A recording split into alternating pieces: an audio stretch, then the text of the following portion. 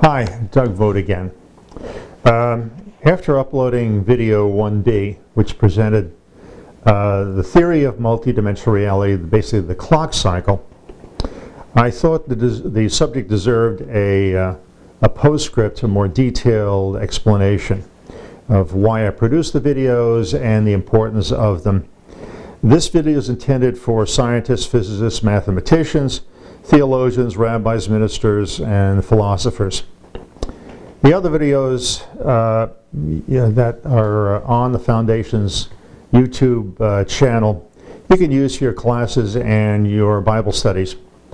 This one I probably don't want to play, and it's intended for society's leadership and educators.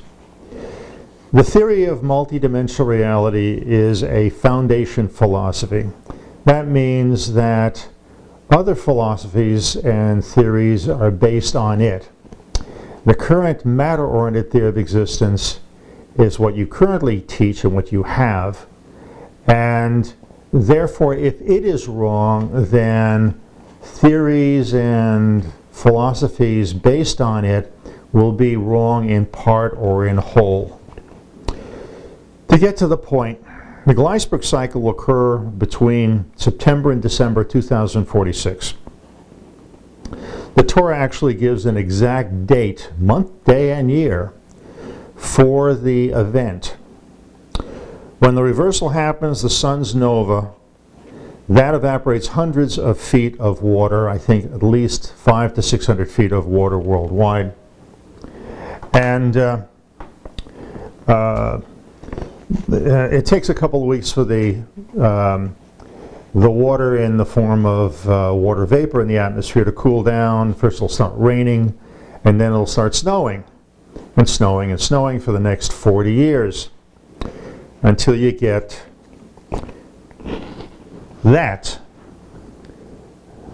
an ice age. Now this is Antarctica, but you could just live in Seattle with the Olympic Peninsula and the Cascades here, and someplace in between here is Bellevue and Seattle. Or it could be Appalachia or anything like that. But it's not really a joke. This thing happens in roughly every 12,000 years, and you're going to learn the mechanism, everything, what causes it. I do that in basically video 4. The Ice Age last time, and probably this time, will last between 700 to 900 years until it's almost all over with. The event causes mass extinctions, as you could expect, plus the creation of new species, and I'll explain that in video series 4. If you're a theologian and stuff like that, and not in the sciences, you probably should pay attention to the theory, because it does affect the Hebrew scriptures and what is the code systems that Moses uses in it, and I think you'll learn something from it. My message to the science community is pretty simple. The theory of multidimensional reality will affect all the sciences, religion, and government.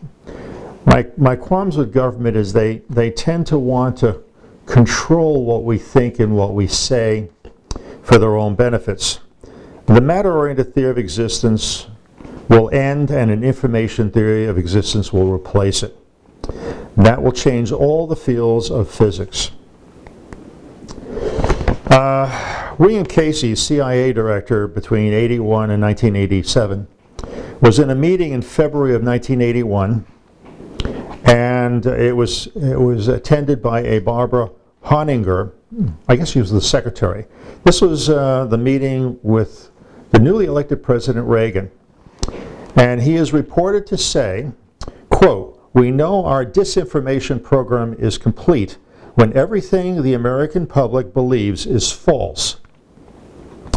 He's not lying. I know about Operation Mockingbird that was instituted by Truman in 1951. You should all look it up and read it to find out. During the church committee they mention it, and then, that was 37, 38 years ago, they had a budget of $3.5 billion bribing editors, publishers of newspapers, magazines, and TV and radio. So I think they also are involved in the sciences up to their eyeballs. And I noted that, like I said in my earlier video introduction, I've read almost all the journals, Science and Nature, from the mid-50s to the mid-90s, and geology also. And you could tell where somebody did an interpretation that doesn't make any sense. It's like to throw people off so you don't really know what they're really discovering or what they're really saying. I'll go through some of this stuff in video 4 when I go through the nuts and bolts of what causes the ice age and polar reversal, what happens. The following video series in the series 1, will cover how our matter world comes into existence. It is the nuts and bolts of the theory of multidimensional reality. I will explain most of the main phenomena in our universe in these videos. The three greatest questions in the universe are: 1, why was the universe created? If God created the universe, then who created God? And I'll be answering these questions, believe it or not, in video series 2 on the Hebrew alphabet. Partially because Moses gives us many of the clues in the very beginning of Genesis. I'm not kidding. I'm not pulling your leg, and I'm not a religionary per se. Not really. And you'll understand when you see it. Remember, that book on the Hebrew alphabet was indexed by the Library of Congress, Quantum Computing. And they weren't kidding, and I'm not either. Anyway, I realize most of you are probably atheists or at best an agnostic. You probably don't believe in a God, and I don't want you to be prejudiced to what I was going to say in here, but my concept of God might be much closer to yours than you think. And in that video video 2, the later part of it, I will explain why, and you'll understand why. You might even agree with me. Anyway, my message to the religious leadership is this: theologians should also get some working knowledge of the theory, because the Hebrew alphabet in video series 2 is closely intertwined with the information theory as well as the model of the atom. Religious leadership will have to learn how Moses used this number 12,068 as one of the code systems. This is a very important number because it represents the clock cycle, which is the ice age, the cataclysm. That'll happen. It happens all over the universe at exactly the same time. The Torah has this number embedded in it extensively. It's tied in with the length of the sacred cubit, which is 24.136 inches. I had figured that out. If you multiply it by any of the dimensions that are in the Torah, you'll get the number. Either half the number, quarter of the number, 2 times the number, 3 times the number, and you ignore the decimal point. You may have to divide by 12. There's a reason for that, and you'll understand why when I cover video 2. Many of the current religions will not survive this body of knowledge, nor certainly the event. The reason is, once you define what God is, you also define what he is not. There are only 2 religions I know of that have a chance of surviving. The first must be fixed by removing the damage that the first king of Israel, Jeroboam, did to the religion, besides what the Romans had done. If you're a scholar in Roman history and in a circle, you know exactly what I mean. The other is Taoism. Taoism is very close to the idea of information. If you substituted the word Tao for information, it almost would sound like parts of the theory of multidimensional reality. I covered that in my first book, Reality Revealed, the Theory of Multidimensional Reality, back in 1979, 78. The subject of man's ego.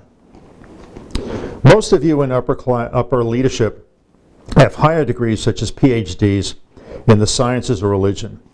You spent 8 years getting them, and many of you have your egos tied up in that piece of paper hanging on the wall. Some, if not most, of what I have written in my books and present in these videos contradicts some of what you were taught. I do not want you to think a minute that I think you're stupid. You had to be very smart to go through, and you had to regurgitate what your professors had taught you in order to get your degrees. My hat is off to you. I do not blame any of you for the situation we're all in. The main problem I have with you is that you didn't ask the right questions when you went to school, especially in the physics classes. You gain big advantage by knowing something is wrong than pursuing a false ideology or philosophy. Nobody wants to waste their life on a wrong theory. You're going to have to make a decision between your degrees, your egos hanging on the wall, or your children, your grandchildren, or yet unborn generations. That is the decision you're going to have to make. I hope you make the right one. How to deal with this body of information. I've been dealing with this and teaching it and corresponding with people about my books for the last 40 years. And what I recognize is people have to absorb this stuff slowly. Even though we don't really have the time to absorb it slowly, but you have to basically absorb it slowly to realize that you're part of a synchronous system. Maybe a scientist will accept it faster than the general public, but you're the ones who are the educators and the decision makers. What's worth saving? Well, if you don't do anything, this is what your progeny will wind up having to be. Your great-great-great-grandson, if he survives it. Or, I'd like the family unit. No Nordstroms for you ladies. No cell phones. No malls. If you all like to go back to this, then do nothing and don't say anything. What's worth saving? The Constitution of the United States. I'm a student of history, and in fact, my family, the votes go back to the year 840. And I don't want the survivors of this event to have to go through tribalism, feudalism, various forms of dictatorships, communism, socialism, national socialism. Those are all a redoing of feudalism. I don't want man to go through that again. So I want you to do the right thing. For you scientists who know that the CIA or some government agency twisted your results to make it sound different than what you really discovered, it's time for you to start talking. Those bureaucrats are not going to save you or your children or your grandchildren. They'll save themselves and government politicians. And it really doesn't matter what government you're in or what country you're in. I could say the same if it was France, Germany, Russia, China. Doesn't matter. If you're a scientist and you know this is what's been going on, remember what William Casey said. He's not kidding, he's not lying. The government is involved in lying to what the truth is. And I'm afraid the main truth is what causes these ice ages and polar reversals. Anyway, thank you for your time. I wanted this a short video. I hope you see the next video, 1C and 1D. That's the nuts and bolts of this information theory of existence. Thank you.